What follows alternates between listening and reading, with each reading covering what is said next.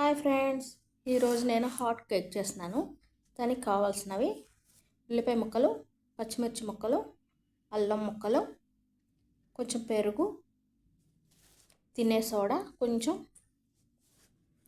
జీలకర్ర కొంచెం, సగ్గుబియ్యం. ఈ సగ్గుబియ్యం పప్పు బియ్యం నానబెట్టినప్పుడు అవి నానబెట్టేయాలి.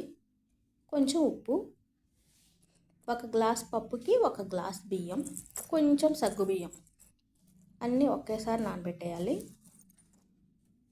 పప్పు బియ్యం గ్రైండ్ చేసేటప్పుడు సగ్గుబియ్యం కూడా గ్రైండ్ చేస్తాను. మామూలుగా దోశల పిండిలా కాకుండా పునుగుల పిండిలా ఉండాలి, ఎందుకంటే ఇది కేక్లా రావాలి కదా. అలా రుబ్బి పెట్టుకున్న పిండిలో కొంచెం పెరుగు,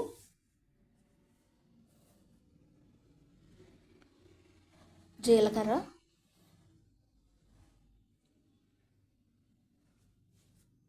తినే సోడా, 6 గంటలు నానబెట్టాలి పప్పు బియ్యం, కొంచెం ఉప్పు,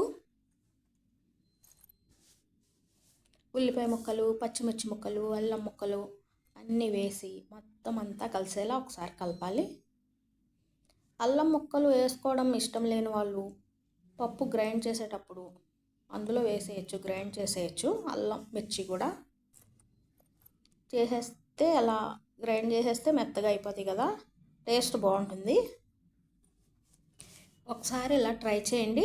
రోజు దోశలు, ఇడ్లీ, ఉప్మా అలా కాకుండా ఇది కొంచెం వెరైటీగా ఉంటుంది, హెల్త్కి కూడా మంచిది. మొత్తం అన్నీ వేసి కలిపేసి ఉంచుకోవాలి. స్టవ్ వెలిగించి ప్యాన్ పెట్టాను.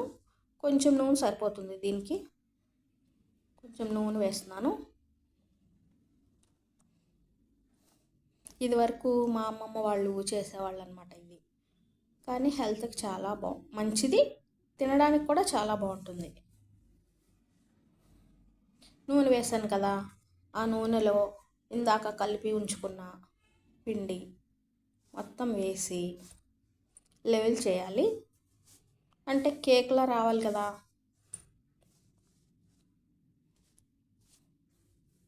మొత్తం అంతా వేసేసి లెవెల్ చేస్తాను.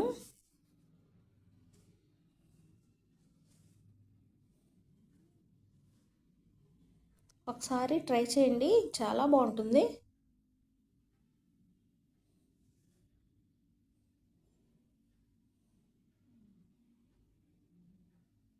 దీనికి మినపగుళ్ళు కన్నా మినపప్పు అయితేనే బాగుంటుంది.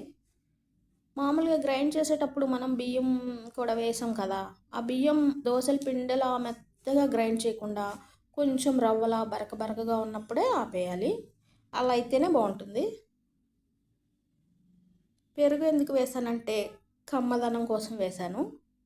సగ్గుబియ్యం ఏమో కొంచెం సాఫ్ట్గా ఉండడం కోసం వేసాను. చూడండి, లెవెల్ చేస్తాను. లెవెల్ చేసేసిన తర్వాత నూనె పైన కొంచెం వేయాలి, కొంచెం వేసుకుంటే సరిపోతుంది. ఈ ప్రాసెస్ మొత్తం స్టవ్ సిమ్లో ఉంచే చేయాలి, హై ఫ్లేమ్ అయితే మాడిపోతుంది. మూత పెట్టేశాను. సిమ్లోనే మొత్తం అంతా చివరి వరకు ఒక 10 నిమిషాలు మూత పెట్టేసి అలా వదిలేస్తే తర్వాత చూడండి ఎలా వేగిందో చూడండి, బాగుంది కదా కలర్. అలా తిప్పేసిన తర్వాత ఇంకొక 5 నిమిషాలు సిమ్లో పెట్టి మూత పెట్టేస్తే మగ్గిపోతుంది. కొంచెం ఆయిల్ వేస్తాను, అడుక్కు వెళ్ళాలి కదా.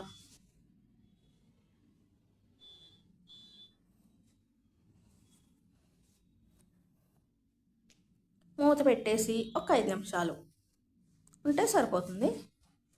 హాట్ కేక్ రెడీ అయిపోతుంది. చూడండి, అయిపోయింది.